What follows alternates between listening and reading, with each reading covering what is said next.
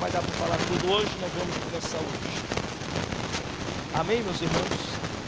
Provérbios 28, versos 13 e 14, diz assim: o que encobre as suas transgressões nunca prosperará, mas os que as confessa e deixa alcançará misericórdia.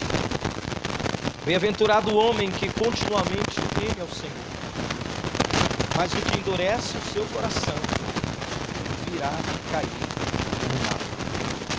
O que encobre as suas transgressões nunca prosperará, mas o que confessa e as deixa alcançará misericórdia. Bem-aventurado o homem que teme continuamente ao Senhor, mas o que endurece o seu coração virá cair no mal.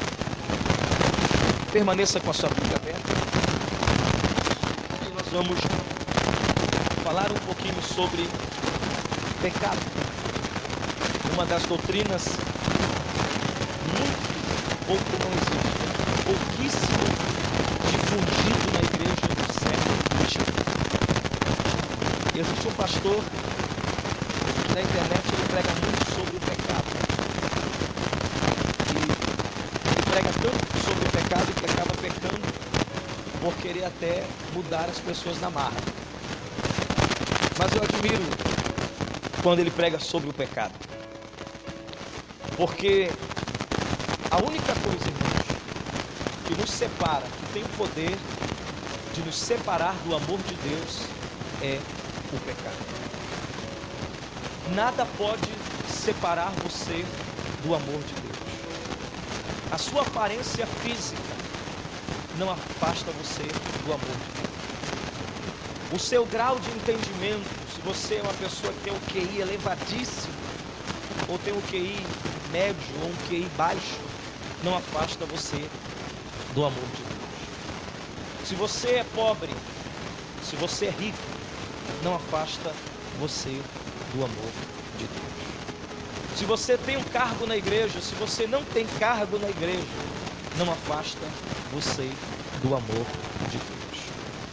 A única coisa que nos afasta do amor de Deus é o pecado.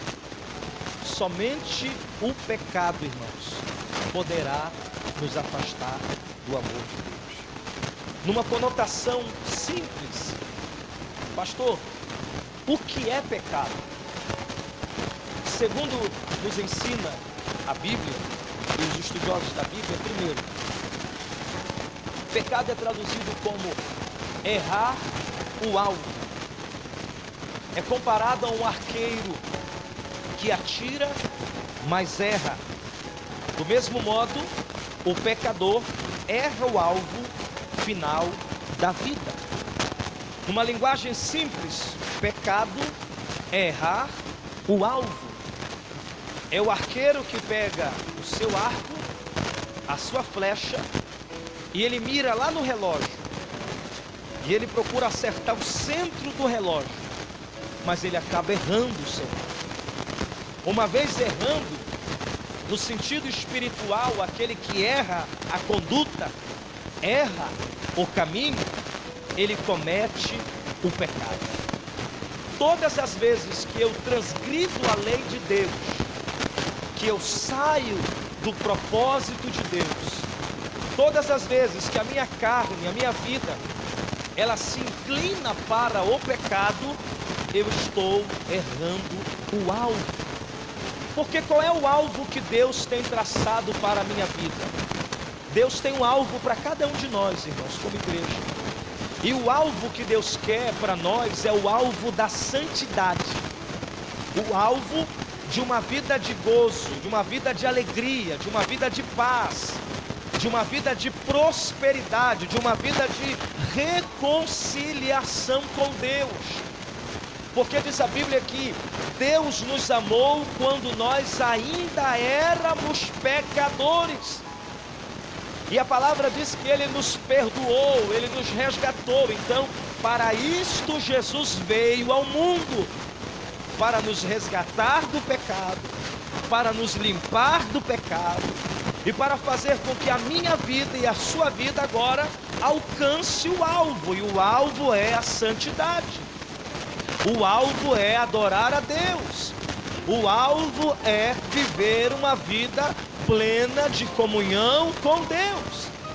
Mas quando eu me afasto, Vinícius, quando eu não vigio, e eu me deixo ser tomado por algum sentimento maligno, e eu cedo à tentação, e eu pratico esse mal, eu então cometo o pecado. Eu estou errando o alvo foi perdido. Essa é a primeira conotação. Quando você ouvir alguém falar o que é pecado, você vai dizer numa linguagem simples: pecado é errar o alvo, porque as pessoas erram o alvo final da vida. As pessoas se perdem. E quem é a vida? A vida é Cristo. Cristo é a vida. E quando eu não tenho Cristo, eu não tenho vida. E por que eu não tenho vida? Porque eu estou errando o alvo. Amém, meus irmãos? O que é pecado? A segunda conotação: errar o caminho, como um viajante que se desvia do caminho certo. Lembra quando Jesus disse: eu sou o caminho, a verdade e a vida? Então Jesus está dizendo assim: somente eu posso levar o ser humano, a humanidade, à vida. Mas quando eu erro o caminho da vida, quando eu saio do caminho da palavra, eu estou pecando. Eu estou transgredindo a lei, eu estou quebrando aquilo que a Bíblia vai trazer para mim como uma consequência, uma orientação. Eu estou traindo a santidade de Deus, eu estou me afastando do caminho do amor, do caminho da graça, do caminho da vida, do caminho da alegria, do caminho do gozo, e muitas vezes a minha vida não flui. Áreas específicas das nossas vidas, elas estão paradas e não há prosperidade, e a prosperidade aqui alcança todos os sentidos da vida, porque nós estamos fora do caminho, nós estamos fora da porta, nós estamos desviados da presença de Deus. A igreja em Atos, ela foi chamada a igreja do caminho. Antes do cristão ser chamado de cristão, ele era chamado aqueles do caminho, aqueles que andam na verdade, aqueles que trilham o caminho da obediência.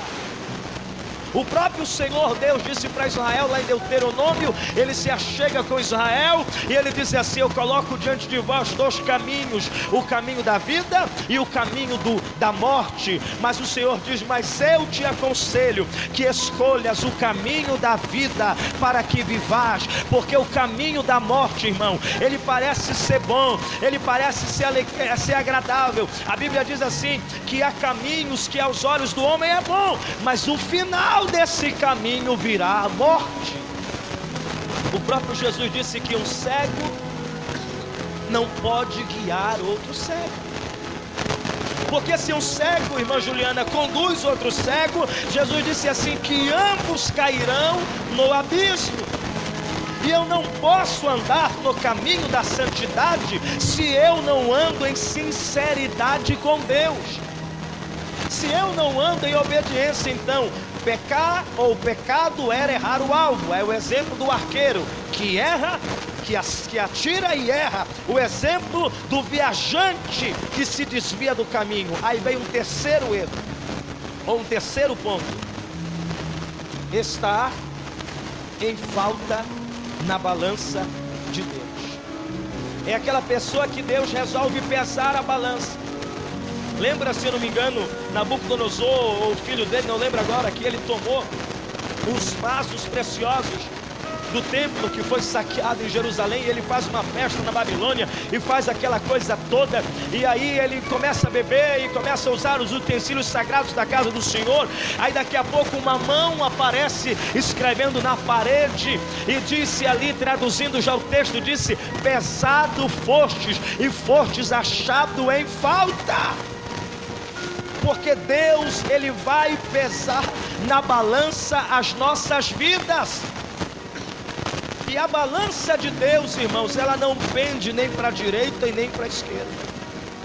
A balança de Deus, ela é justa, e é uma das coisas que Deus mais abomina. Está lá em Provérbios, aquele que usa de balança enganosa, aquela pessoa que, o exemplo, trabalha na feira e alguém compra 1 quilo de carne, mas ele vende 800 gramas, ele está roubando. O camarada fala, me dá 1 quilo de carne, e ele vai pesar, tem 800 e 900 gramas, isso é balança falsa. E é isso que Deus está dizendo: a minha balança é justa. Deus não passa a mão na cabeça de quem peca para a morte. Deus não é, irmão, aleluia, um Deus de brincadeira. Se tem alguém aqui que a balança não está batendo na conta, Deus está dizendo: te arruma. Deus está dizendo: te perdoa, te prepara, te muda, transforme a sua vida, porque a balança de Deus é justa. É justa, meus irmãos. E é isto que o Senhor nos trouxe hoje, para falar sobre pecados. Não vai dar para falar tudo hoje, mas nós vamos ver na Bíblia muitas palavras que adiferem a palavra pecado. Foi o exemplo de errar o alvo. O segundo exemplo que aparece nas Escrituras, hoje é bem básico, tá? O outro exemplo é dívida. Por que dívida? Porque todo aquele que está no pecado, ele está em dívida com Deus.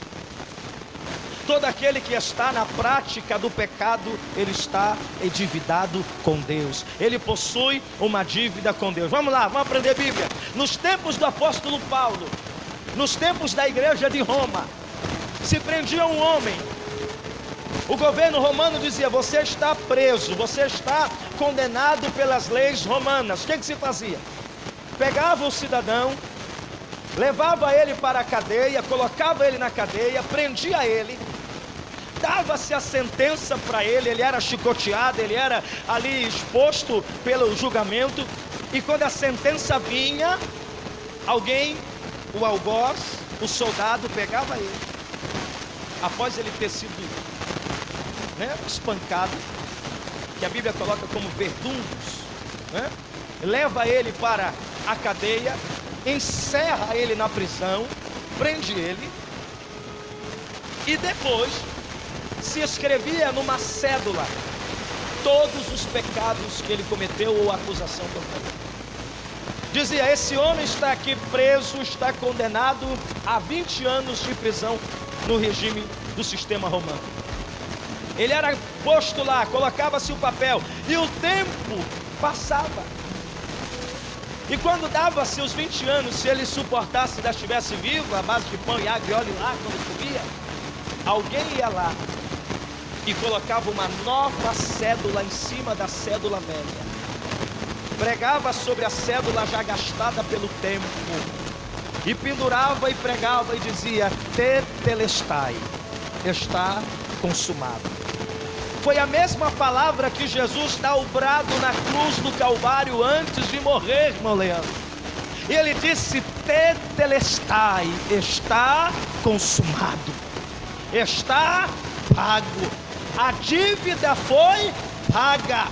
Então, quando alguém saía da cadeia, a cédula era dada para ele também, e ele levava, e ali ele via escrito: tetelestai, está pago, sua dívida foi paga. É isto que nós temos que entender, que quando nós pecamos contra Deus, contra a sua palavra, contra o Espírito Santo, contra a igreja, contra o corpo de Cristo, nós adquirimos uma dívida. E essa dívida só pode ser paga pelo precioso sangue de Jesus. Mas espere aí, o sábio Salomão já dissera: aquele que encobre a sua transgressão, aquele que encobre o seu pecado, aquele que encobre o seu erro, aquele que encobre a sua dívida, aquele que encobre a sua iniquidade, esse não prosperará, e ele vai trazer morte sobre si. A palavra encobrir ali é traduzido como engordar. é traduzido como cobrir, é traduzido dentro do hebraico, vai aparecer com a palavra de trazer uma cobertura, ocultar, engordar, não falar nada para ninguém. Ninguém viu, ninguém sabe, ninguém percebeu, mas Deus viu, Deus sabe, Deus percebe, Deus vê, Deus conhece, Deus estava lá, Deus está em todos os lugares, e a Bíblia diz que ninguém foge aos olhos de Deus. Por isto que Jesus precisou vir, para pagar a dívida. Então quando eu peco, eu estou errando o alvo. Quando eu peco, quando eu encubro a minha transgressão, eu estou adquirindo uma dívida. E não adianta eu deixar o tempo passar. Não adianta eu confessar para alguém, mas não confesso para quem devo, porque é pecado meu. E bobo é quem ouve pecado alheio, porque tem gente que adora, né, irmão, ser participante do pecado alheio. Você está em pecado também. E quando a justiça de Deus vir, Deus vai vir tanto para quem pecou, e vai vir tanto para aquele que encobriu a transgressão de alguém. Porque pastor não é padre. O camarada peca, vai lá no confessionário: padre, eu pequei. Você pecou, meu filho? O que é que você fez? Aí ele fala: fiz isso. Olha, vai lá, reza 30, e está perdoando. Não, irmão, aqui não funciona assim. Na lei de Deus não funciona assim. Na lei de Deus, o próprio Jesus, em Mateus 6,12, se eu não me engano, ele escreve, disse assim: se tu vai oferecer alguma coisa no altar, se tu vai sacrificar e tu lembra que tu tem alguma coisa contra teu irmão, vai lá, se reconcilia com ele, deixa a tua oferta aqui, paga a tua dívida com ele, te reconcilia com ele, e depois tu voltas para oferecer teu sacrifício. Porque quando nós pecamos, nós erramos o alvo. Quando nós pecamos, nós estamos adquirindo dívidas. Quando nós pecamos, outra palavra para o pecado aparece como desordem. E desordem aqui é em todos os sentidos. Desordem espiritual, a vida da pessoa não flui. Desordem material, a vida financeira não vai ser abençoada. Salomão disse que ele não prosperará. Em outra tradução diz que ele não engordará, ele não será feliz, ele não alcançará riqueza. E a riqueza aqui é espiritual e também financeira, porque Deus é justo. Ele não pode aumentar a tenda daquele que vive na desordem. Ele não tem prazer em crente que vive na desordem, mas aquele que teme ao Senhor, aquele que se humilha, aquele que confessa e deixa, ele alcança a misericórdia, porque Deus é misericordioso, ele é piedoso, ele se compadece, ele tem pena, ele é bom. Mas sabe qual é o problema do pecado? É justamente, irmãos, não irmos diante de Deus com sinceridade. Porque o arrependimento, que é aí a metanoia no grego, que é a mudança de ideia, a mudança de atitude, ela tem que ser verdadeira. Nem sempre chorar, irmãos, é arrependimento. Nem sempre gritar é arrependimento. Nem sempre ir com alguém e dizer: olha, eu pequei, eu errei, é arrependimento. Porque a pessoa pode chorar, a pessoa pode gritar, a pessoa pode confessar hoje, recebe o perdão hoje, o pastor ora, a igreja ora, ela passa a disciplina, vive o que tem que viver, é doutrinado, é ensinado, passou tantos os dias, a pessoa volta na mesma prática. Sabe como é chamado isso? Iniquidade. E sabe o que é iniquidade? Pecado de estimação. Sabe o que é iniquidade? Eu vou assistir esse filme pornográfico só hoje e amanhã eu não vejo mais. Sabe o que é pecado e iniquidade? Eu vou chamar esse palavrão, hoje eu vou falar todos os palavrão que eu quero e amanhã eu não falo mais, eu prometo para ti, Jesus. Pecado de iniquidade. Sabe o que é pecado e iniquidade? Não, Jesus, eu vou tomar hoje só essa. Eu lhe prometo que é só essa vez que eu vou beber pinga, cachaça, rum, uísque, sei lá o que. Amanhã eu não faço mais. A outra festa vem e você cometeu o mesmo pecado. Iniquidade. E o que isso vai trazer para a minha vida, pastor? Desordem. E o que isso vai trazer para a minha vida, pastor? Abandono da fé. O que isso vai trazer para a minha vida? Morte espiritual, irmão. O que isso vai trazer para mim? Juízo. O que isto vai trazer para mim? Afastamento de Deus. O Espírito Santo não mais viverá na minha vida. Porque Paulo disse em 1 Coríntios 6, ora, não sabeis vós que sois templo de Deus, e que o Espírito Santo habita em vós, e que o Espírito Santo é proveniente de Deus, e aquele que destruiu o templo de Deus, Deus o destruirá. Cuidado, irmãos, não destrua o templo do Senhor. Bate no seu peito e diga: eu sou o templo do Senhor. Quando nós damos a vazão ao erro, ou ao errar o alvo, contraímos dívida do pecado, somos desordenados, nós estamos destruindo o templo. Nós estamos usando as nossas mãos para o roubo.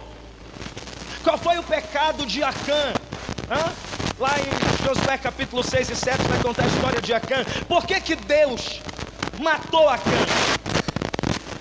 Por que a família inteira de Acã foi destruída? Porque eles foram para uma guerra, a cidade de Ai. Eles haviam vencido Jericó, construíram, venceram, foi alegria, foi festa. A cidade de Ai era bem menor, era frágil aos olhos dos israelitas. E Josué falou assim: não sobe todo mundo, vamos só em poucas pessoas, vamos para a guerra. E foram para a guerra, e naquele dia eles perderam a guerra.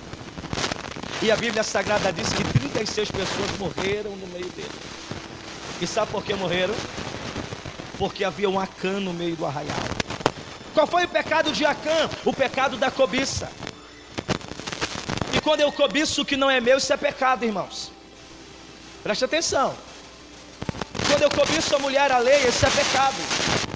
Jesus disse: quando você atenta para uma mulher e no seu coração você a deseja, você cometeu adultério com ela. Quando eu cobiço um carro que não é meu, isso é pecado, Deus está te vendo. Quando eu cobiço uma posição eclesiástica na igreja, isso é um demônio hoje dentro da igreja, isso é pecado, Deus não está nesse negócio. Quando eu cobiço um trono que não é meu, um cargo que não é meu, uma liderança que não é minha, isso é pecado e Deus não pode abençoar. E é o maior pecado dentro das igrejas, e as igrejas estão sofrendo, porque as pessoas estão tão entorpecidas, bonito, né? Tão entorpecidas pelo pecado, que elas fazem as coisas e não parece mais nada. Elas fazem as coisas, mas a consciência já está tão cauterizada que ouve aqui e não põe em prática. Por isso que Tiago 1:22 diz: tornai-vos, pois, praticantes da palavra, e não somente ouvintes, enganando-vos a vós mesmos. Olhe para cá. Não se engane, irmãos. A Bíblia diz: não se deixe escarnecer. Não se engane, Deus não se deixa escarnecer. E a Bíblia diz: dura coisa é cair na mão do Deus vivo.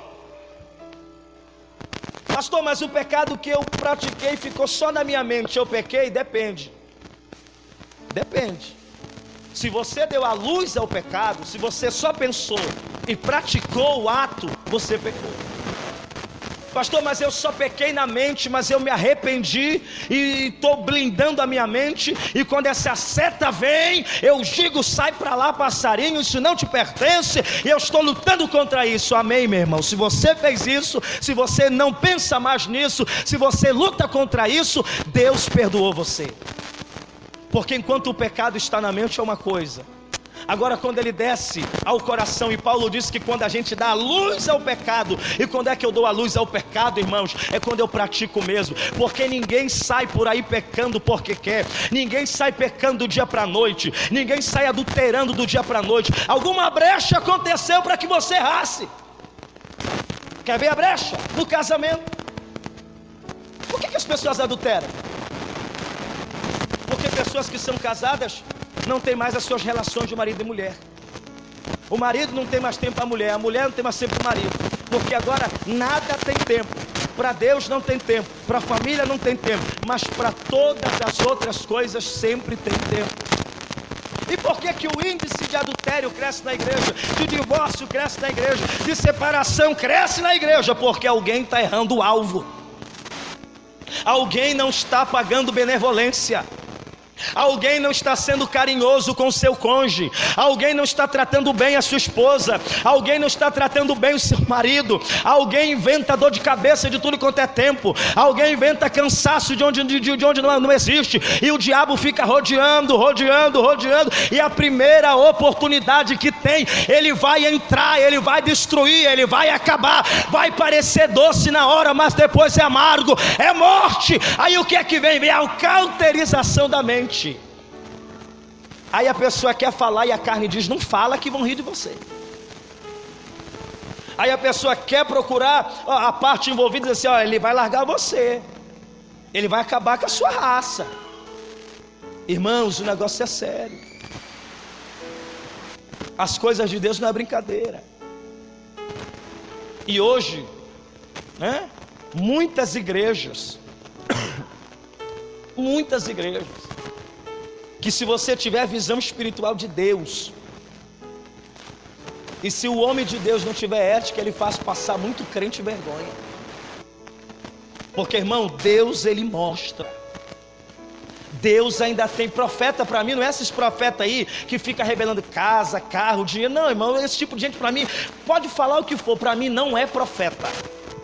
Profeta para mim é aquele cidadão, aquela cidadã que Deus usa ele para te abençoar, mas Deus vai usar ele também para corrigir a sua orelha, para puxar a sua orelha, para dizer: para de beber, para de prostituir, para de adulterar, para de fornicar, para de falar mal dos outros, para de chamar palavrão, para de ver filmes indecentes. Isso é profeta.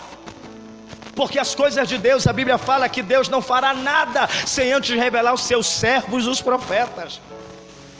Mas hoje nós estamos na igreja e queremos escolher as profecias. Essa aí não é para mim. A bênção é para mim. Não, irmão, não. Se Deus está te corrigindo hoje pela palavra, e se tem alguma coisa para ser ajustada, ajusta. Mas depois não vai dizer que não te avisaram, depois não vai dizer que não foi pregado, depois não vai chorar, não vai dar tempo, não vai ter como. A justiça de Deus vai chegar, e se você não entrar pela porta, Deus vai envergonhar você. Pastor, Deus não envergonha, duvida? Quer fazer o teste? Quer fazer o teste? Eu faço agora com você. Porque Deus não é Deus de brincadeira. Eu ouvi e vi Deus usar vasos e falar para pessoas: entra pela porta, para com isso, abandona o pecado. Eu ouvi e vi. E essas pessoas pagaram para ver. Não pague para ver, irmãos. O Espírito Santo está falando em cada coração. Eu não sou santo, irmãos, mas uma coisa eu te garanto: eu não estou em pecado para a morte. Uma coisa eu te garanto: eu e a minha casa servimos ao Senhor. Uma coisa eu te garanto: a minha vida está em santidade com Deus. Uma coisa eu lhe garanto: eu não estou aqui em erro no altar de Deus. E uma coisa eu lhe garanto também: se nós confessarmos todos os nossos pecados, sendo eles graves ou não, Deus vai mudar a história dessa igreja, e haverá avivamento, e haverá cura, e haverá perdão, e haverá batismo. Mas precisa mudar, diz o Senhor. Precisa eliminar a chorigar, a raia.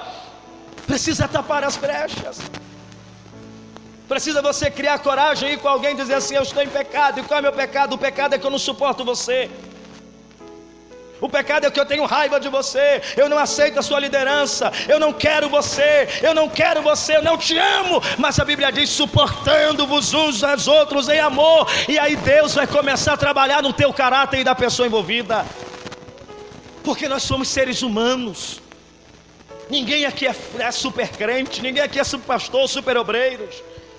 Nós temos que mudar. E o Senhor falou comigo, e o Senhor disse: pregue, ensine, fale que a igreja está doente, mas eu vou sarar a minha igreja. E a igreja só é sarada quando há confronto, e o confronto é pela palavra. Então não encubra e não oculte os seus pecados, diz o Senhor. Qual é o pecado que o Espírito Santo está falando para você? Pecado de emulação. Esses dias um pastor perguntou para mim: o que é pecado de emulação? Acho que é lá em Gálatas 5. é o mesmo que o pecado da carne no sentido de porfia. O pecado de emulação é aquele pecado que alguém não aceita que você seja melhor do que ele. Você toca a guitarra, o cara quer tocar mais do que você. E enquanto ele não tomar a guitarra sua, ele não vai parar. Se você chega às 6 horas na igreja, um exemplo, me perdoa, Vinícius, a tua pessoa, tá? Você é inteligente, você vai saber o que eu estou falando. Você chega às 6 horas, você afina seu instrumento, você toca seu instrumento, mas aí o pecado da emulação entra no coração de alguém. E ele não aceita o irmão. Aí ele fala assim, não, se ele chega às 6 horas, eu vou chegar às 5h30, porque eu vou tomar o lugar dele, eu vou pegar o que é dele, eu vou fazer mais do que ele, eu vou cantar mais do que ele, eu vou tocar mais do que ele. Eu não aceito ele, isso é pecado, e Deus tem que tirar de nós. Isso é pecado, irmão. Porque Deus me usa, agora ninguém mais pode ser usado. Porque eu sou pregador, porque eu viajo, porque meu nome está no cartaz, agora ninguém mais pode. Isso é pecado de emulação. Isso é pecado de soberba. Isso é pecado de cobiça. E a Bíblia, pelo contrário, ela nos ensina o quê? Que eu tenho que olhar para o Vinícius e ver ele acima de mim, superior a mim, e orar por ele, e dar graças a Deus, porque ele toca, é o que Deus deu para ele, é a área dele, é a instrumentalidade dele. Se ele toca, eu não posso tocar, eu tenho que pregar, eu tenho que permanecer naquilo que Deus me deu, multiplicar o meu talento. Deixa quem tem talento desenvolver talento, para de olhar para o talento dos outros e faz o teu. E o meu é pregar e eu vou pregar. Acabou, irmão. Acabou. Qual é o seu talento? Irmãos, o que tem de pregadores que eu admiro, tanto nacional como não nacional, eu sento para aprender Bíblia com essas pessoas. Eu admiro a pessoa do pastor Aécio, ele não está aqui. Ele é que tem mais tempo de fé do que eu. E todo mundo que conversou com ele, onde eu levei, todo mundo disse, pastor, que homem de Deus. Ele fala e a gente sente. E eu disse assim, irmão, glória a Deus, porque é uma pessoa crente, eu conheço. É um homem que lê Bíblia, é um homem que estuda, é um homem que paga preço. Eu não tenho inveja desse homem, eu não posso, porque ele está pagando o preço dele. Eu tenho que orar por ele e dizer, usa ele, usa ela. Ei, irmão, libera esse teu coração. Deus vai começar a mover as nossas vidas e nós vamos crescer juntos para a glória do Senhor. Como é que o Lula se reelegeu? Infelizmente, né? Da última vez, com uma frase: deixa o homem trabalhar. E se reelegeu, irmãos. Não deixe esse sentimento duvidoso entrar no seu coração. Eu, quando eu vejo alguém que o Espírito Santo tem colocado acima de mim, irmãos, eu baixo a minha bola. Pastor Alex Cardoso ensinou, não é bom, na época do pastor Joatão Batista Macedo, ele ensinou e ele disse assim, que quem sabe mais fala menos. Eu, quando fui com aqueles irmãos lá, famosos, sabe o que eu fiz? Calei a minha boca, sentei, comi, fiz o meu papel. Eu não sou melhor do que eles. Me sentei, fiz a minha parte, fui educado, sim, sim, não, não, oi, oi, pronto, acabou. Não precisa eu querer nada dos outros, irmão. Vai chegar o meu tempo. O que é meu vai vir na minha mão. Deus tem um tempo para cada ser humano na terra, mas o diabo é quem plantou esse negócio de cobiça. Ele olhou do céu e viu o trono de Deus e disse, eu subirei acima do trono do Altíssimo e eu colocarei o meu trono acima dele. Meu irmão, esse sentimento é do diabo. Quanto mais nós nos humilharmos, mais Deus nos exaltará. Não demos brechas ao diabo. Não demos, irmãos. Seja obediente. Então, pecado, errar o alvo, dívida, desordem. O pecado é a transgressão da lei. Transgressão da lei. Pecado não é só matar, roubar, prostituir, adulterar, fornicar, falar mal da vida dos outros. Tudo que é lei, que você desobedece, está pecando. Exemplo: se a tua empresa diz que tem que estar lá às 7h40, é 7h40, irmão. Se você chegou às 7h45, você pecou. Você está transgredindo a lei. Se diz também que você tem que sair 6 horas, é 6 horas. Irmão, 6 horas, deu meu horário. Não, peraí, a lei diz que é 6 horas. Agora vai pagar a hora extra? Então eu vou ficar. Não, fora isso, estou indo embora. É lei. Então nós temos que nos policiar, nós temos que olhar para a nossa vida e ver qual é a área que o diabo está bombardeando você. Eu disse para o pastor nosso hoje, pastor presidente, eu respeito muito, e disse a ele: pastor, ore por nós, ore pelas nossas igrejas, ore por mim, ore pela pastora Ellen, ore pelo meu ministério, ore pelos nossos obreiros, ore pela igreja de Tupã, porque o diabo está usando todos os seus cartuchos contra a igreja em Tupã, e ele quer fechar aquelas portas ao espírito maligno que ronda aquela igreja. Mas em nome do Senhor Jesus, essa noite, todas as armas de Satanás estão sendo quebradas agora, porque a palavra traz confronto. É a palavra, irmãos. É a palavra de Deus, não é eu, é a palavra. Pecado é desobediência, pecado é transgressão, pecado é queda. Queda. Eu não vou ler referência hoje, no outro culto, se tiver oportunidade a gente lê. É só uma, tá? Salomão disse: quem encobre nunca prosperará, mas o que confessa e deixa alcançará. Alcança, não diz que alcançou, diz que alcançará. Não diz assim, quem confessa e deixa alcançou, não. Tem que haver metanoia, mudança de ideia, tem que haver arrependimento verdadeiro. O que é arrependimento? Eu andava para o norte, me arrependi e voltei para o sul, mudei a direção, mudei meu pensamento, mudei a minha atitude com a minha família, parei de ver coisas que não agradam a Deus, parei de ler coisas que não agradam a Deus, parei de me meter nas coisas que não é para mim fazer, parei de ser bocudo, parei de ser reclamão, parei de ser do contra, eu não posso ajudar, então também não vou atrapalhar, eu não posso ajudar, então eu vou embora. É assim que funciona aqui. Não posso ajudar, pastor, me dê minha carta, pastor, eu tenho... Porque o dia que eu ver, irmão, que eu estou atrapalhando vocês, o dia que o meu ministério, que eu perceber que eu estou talvez forçando a barra na sua vida, o dia que eu perceber, o dia que eu, a minha casa, os meus filhos, isso não é desabafo, isso é verdade, o dia que Deus falar para mim: Espíndola, para, você está forçando, você está querendo ser santo demais, você está querendo ser grande demais, o dia que eu perceber isso, irmão, eu sou o primeiro a pular fora desse barco, eu sou o primeiro a dizer: vai com Deus, fica com Deus, viva como quer, cante como quer, pregue como quer, encobre o seu pecado e morra nele. Mas uma coisa eu sei: Deus não vai me mandar ao inferno, porque eu preguei e falei para você. Acabou. É assim que nós temos que ser, irmãos. Porque o dia que eu transgredi, você está achando que Deus vai ter dó de mim?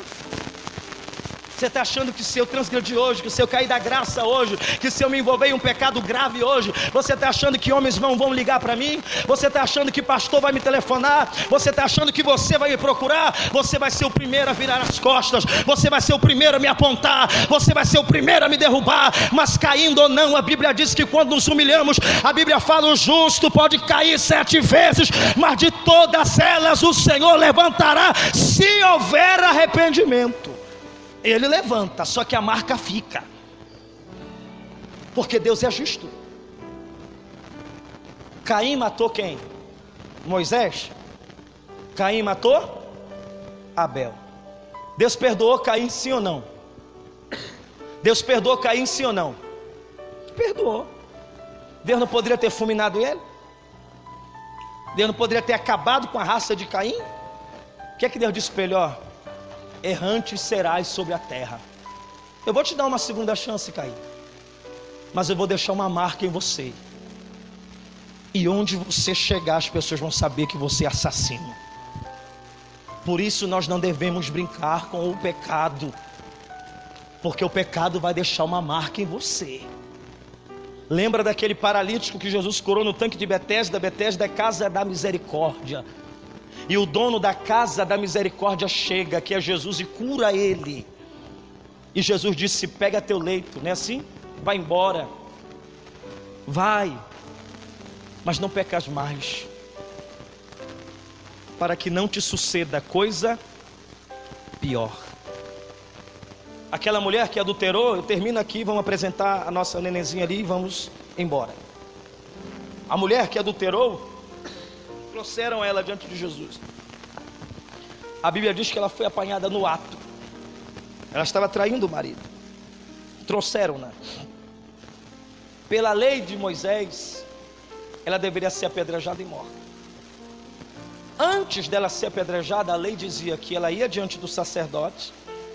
Olha como que Deus leva a sério esse negócio de pecado. O sacerdote pegava uma terra batida do chão, terra amarga, não existe terra doce, né? Pegava a terra, misturava com algum líquido, fazia uma mistura amargosa. Ela bebia aquele líquido diante do arraial de Israel, confessava a gritos o seu pecado, e depois ela era levada para ser apedrejada até a morte.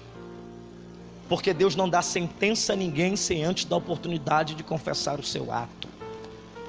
Ela foi apanhada no ato, pegaram ela, irmãos, levaram diante de Jesus. Jesus está lá. Falaram assim: mestre, a lei diz que essa mulher tem que ser apedrejada, ela fez isso. O que tu dizes? Jesus não disse nada. E eu aprendo com Jesus aqui. Tem hora que a gente como pastor não tem que dizer nada.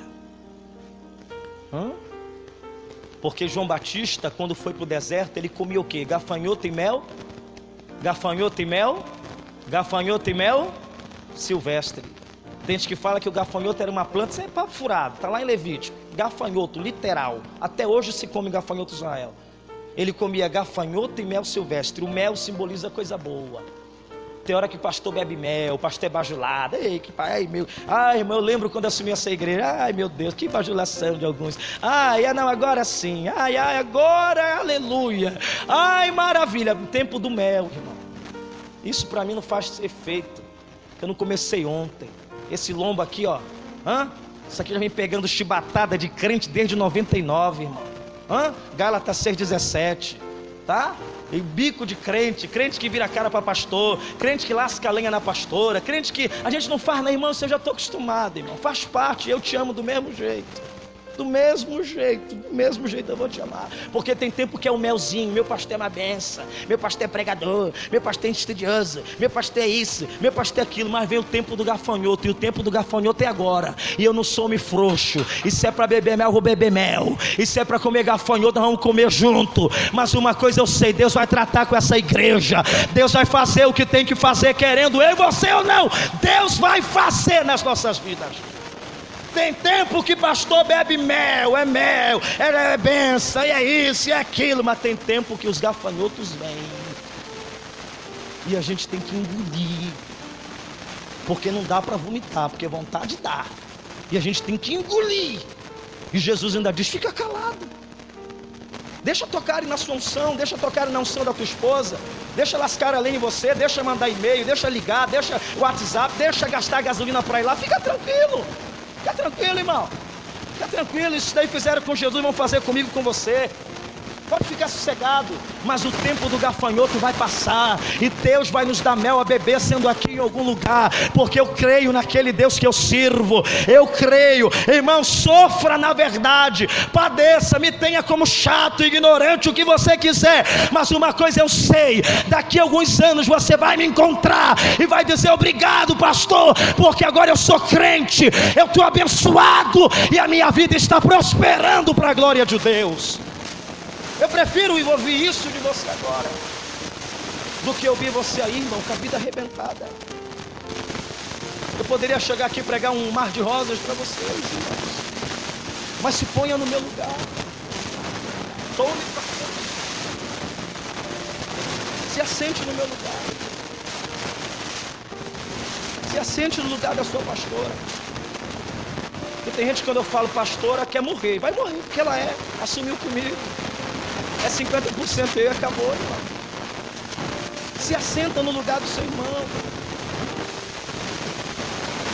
Irmão, se eu pudesse sentar aí no banco, olha, estou vendo a glória de Deus. Se eu pudesse me assentar no banco como você faz todos os domingos, e ficar só recebendo isso, só dizendo maravilha, só dizendo: irmão, eu seria o homem mais feliz da terra. Então, se eu não é feliz, eu sou. Só que essa felicidade me traz custos. Essa felicidade traz dor. Eu entendo agora o que Paulo disse assim: eu vos amarei mesmo que vocês não me amem. Irmãos, não veja em mim uma liderança passada. veja em nós uma liderança atual. A minha forma de pregar, de ensinar, de doutrinar é essa. Quando Deus me tirar daqui, Ele vai trazer outras pessoas, com outras formas, com outros pensamentos. E Deus vai usar essas pessoas, William, de uma forma diferente. É isso que a igreja em Tupã precisa entender. E eu vou terminar agora. Sabe o que está faltando para nós aqui, irmãos? Perder a sinceridade. Hombridade. Respeito para com a igreja. Compromisso com as coisas que você assumiu na igreja. Agora, se o teu tempo venceu, irmão, amém. Amém, eu vou te entender. Se você falar, pastor, eu vou procurar uma outra igreja, não dá. Sabe como alguém saiu daqui um dia e disse assim: meu santo não bate com dele. Nem católico eu sou crente. Então não dá, irmãos. E eu vejo essas pessoas aí, muitos estão abençoadíssimos, muito mais do que estão aqui. Eu glória a Deus por isso. Mas muitos, irmãos, vivem da aparência e têm vontade de voltar e só não voltam porque não tem coragem. Mas no que depender de mim, a porta está aberta. A porta continua aberta. Porque é melhor eu falar a verdade para você e você ir para o céu do que eu lhe fazer cócegas todo domingo aqui, você ir para o inferno, ainda vou junto com você. Então, irmãos, eu ouvi o Senhor falar para mim: pregue, fale, admoeste. Não é fácil ouvir isso, é domingo, você quer ouvir coisa boa, eu também quero, mas isso aqui é bom, não tem coisa melhor do que isso. Porque a Bíblia diz: aquele que está de pé, olhe para que não caia. Terminando, pastor, quais são os pecados para a morte? Adultério, prostituição, fornicação, idolatria. Esses pecados Deus não suporta, irmãos. Agora, existem coisas do dia a dia, falta de perdão também é pecado, tudo é pecado. Mas eu tenho que saber até que grau de pecado eu me meti, irmãos. Eu tenho que olhar em volta, eu tenho que olhar, peraí, não, eu errei, eu pequei, eu tenho que me consertar, eu tenho que dar um jeito na minha vida. E o que eu vou fazer agora? Porque senão, irmãos, nós vamos estar aqui perdendo tempo. Porque senão eu vou estar aqui gastando meu tempo com você e você vai estar gastando seu tempo comigo e a nossa vida não prosperará. Aí vai chegar 2018, aí vem 2019, aí daqui a pouco, irmãos, aí vem outras pessoas. Aí parece que a igreja cresceu do dia para a noite. Cresceu e tá vendo? Era ele que era o problema. É? Depois você me fala, como já aconteceu em igrejas aqui. A marca que está na igreja até hoje, graças a Deus eu passei lá. Não deixei uma igreja cheia, mas não deixei uma igreja escandalizada. E o dia que eu sair daqui, eu não vou deixar uma igreja escandalizada. Em nome do Senhor Jesus, Deus há de me guardar, eu e minha família. Porque nós vamos deixar uma igreja sadia. Com muitos ou poucos, será uma igreja sadia. Eu vou ter prazer de passar o bastão para o próximo e dizer: continua. Porque a minha faculdade terminou hoje. Eu estou só fazendo uma faculdade aqui. E eu estou quase sendo diplomado. E que faculdade boa é essa? Se coloque de pé, por favor. E o mar seguendo vem, sobre a tempestade eu voarei, sobre as águas tu também és rei. Descansarei, pois sei que és Deus.